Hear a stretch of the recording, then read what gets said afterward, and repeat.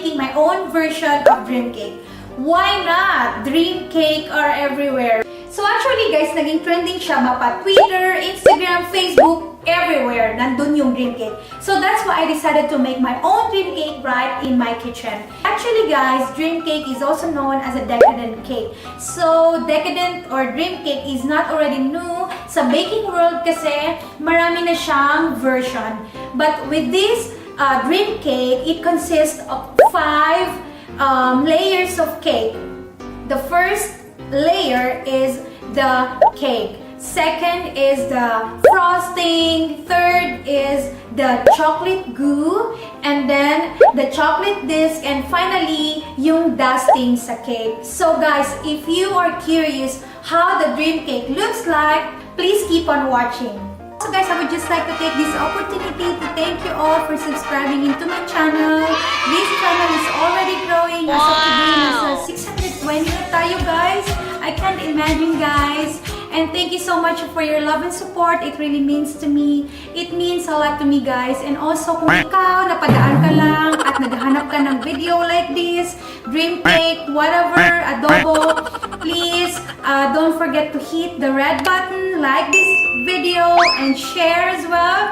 And also click the blue button, yung bell dyan sa ating left corner, para updated kayo sa mga upcoming videos ko. Thank you so much guys! Let's start baking! I got tons of soul on my true collectible.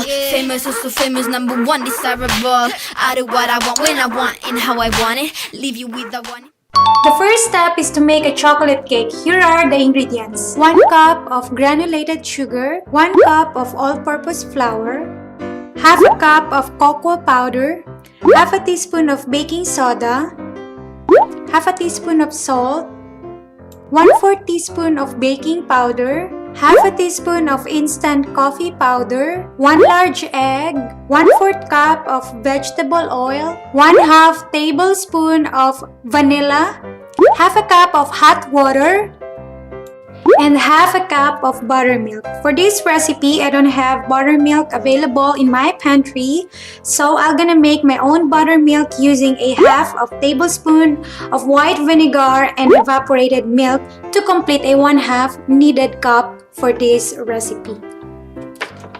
This is how to make your own buttermilk.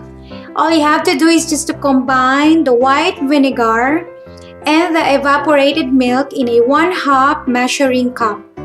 All you have to do is just to fill it up, and then let's set this aside. In a mixing bowl, combine all-purpose flour, sugar, cocoa powder, baking soda, salt, baking powder, and coffee. Mix it well and set this aside. Into our buttermilk mixture, add in the vegetable oil, the egg, and mix it together. Next is to combine our wet and dry ingredients. Fold it together until just combined.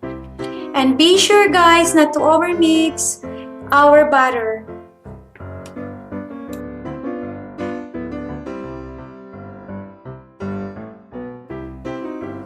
After mixing, add in our vanilla, the water, and mix them thoroughly.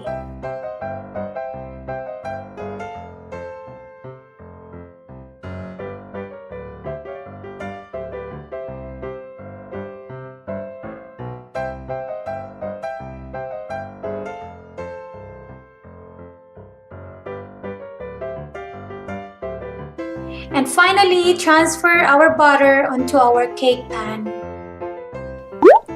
Bake this at 160 degrees Celsius or 325 Fahrenheit for 25 to 30 minutes.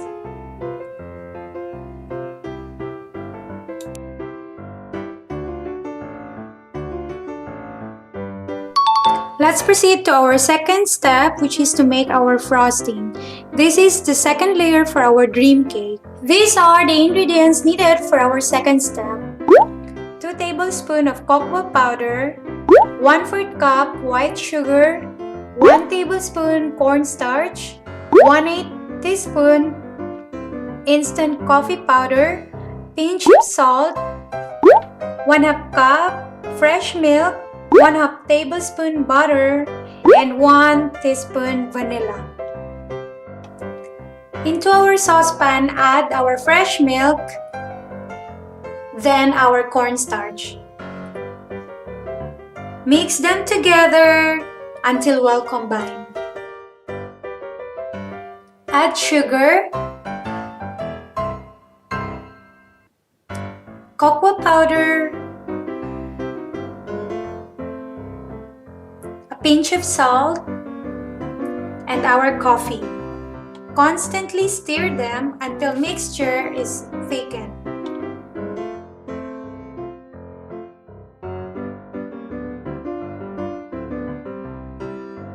When you're done, turn off the heat. Add in your butter, then the vanilla extract.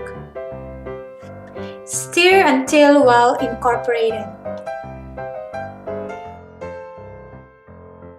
Let it cool completely and set this aside. Let's go to our third step, which is making our own goo or pudding, and these are the ingredients. 410 ml fresh milk, 1/4 cup cocoa powder, 1/2 cup white sugar, 100 grams chocolate chips, 1/8 teaspoon instant coffee powder, a pinch of salt, and 3 tablespoons of cornstarch. In our saucepan, add our fresh milk, then our cornstarch. Mix well. Add our sugar, cocoa powder, and stir them. A pinch of salt and our coffee powder. Continue mixing until just well combined. Constantly stir until mixture becomes thick. Add our chocolate chips and stir until it melts.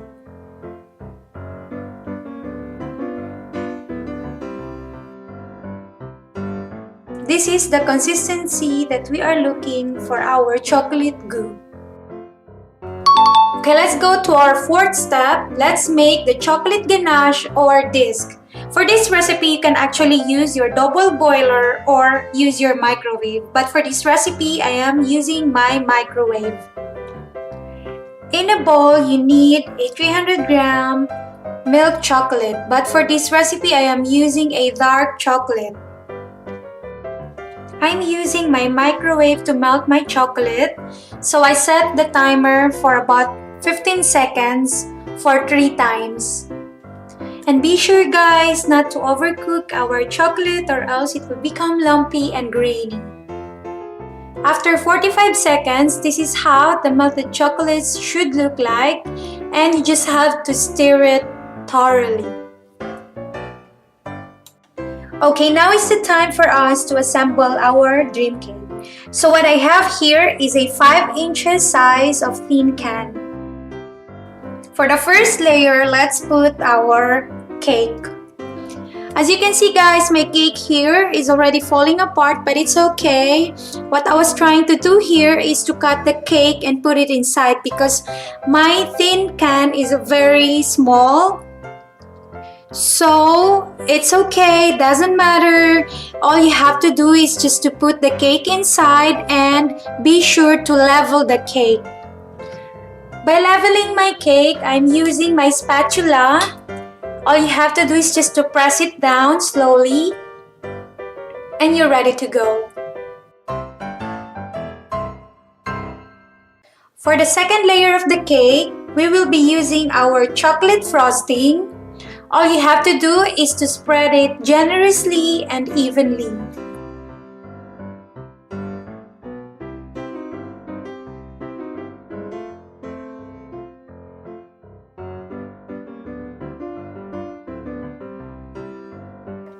For the third layer, guys, we will be using our chocolate goo or the pudding. All you have to do is just to spread it evenly and generously. This time around, guys, it's up to you how much chocolate goo you want to spread onto your cake. All I can say is that this chocolate goo is so yummy, it's delicious, and it's not so sweet.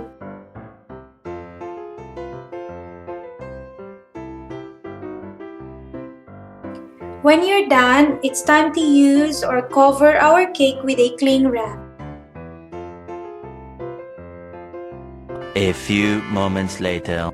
Gently remove the cling wrap and then spread our melted chocolate evenly onto our cake. Guys, this is our fourth layer for our dream cake. When you're done, let it cool completely until the chocolate sets into a hard chocolate disc on top. The next day. For the final step, I am dusting the cake. This is the fifth layer for our cake. I'm using my sieve to gently spread the cocoa powder on top of the cake. Again, guys, it's up to you how much cocoa powder you want to spread onto your cake. And that's it, guys. We're done. Okay guys, so ito na guys, yung ating dream cake, kalalabas ko lang siya sa freezer. Advice ko guys, kailangan itong dream cake na to ay ilagay niyo sa freezer para yung chocolate niya is talagang tumigas yung pinaka top layer niya before you. So ito na siya guys, bubuksan ko na siya. So ito yung packaging niya. Papakita ko lang siya guys sa picture, i-attach ko siya dito sa video. So buksan na natin. I'm excited. Set na siya guys. Nilagay ko siya sa tin can. Okay, mag-video lang ako dito guys ha. So ito na yung dream cake close up. Yan, ready na ako.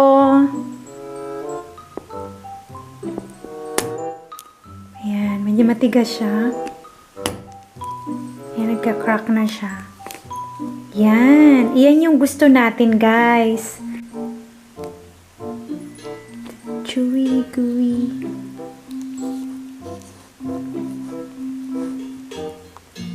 Yan. Yan, guys. Itikman ko na one bite.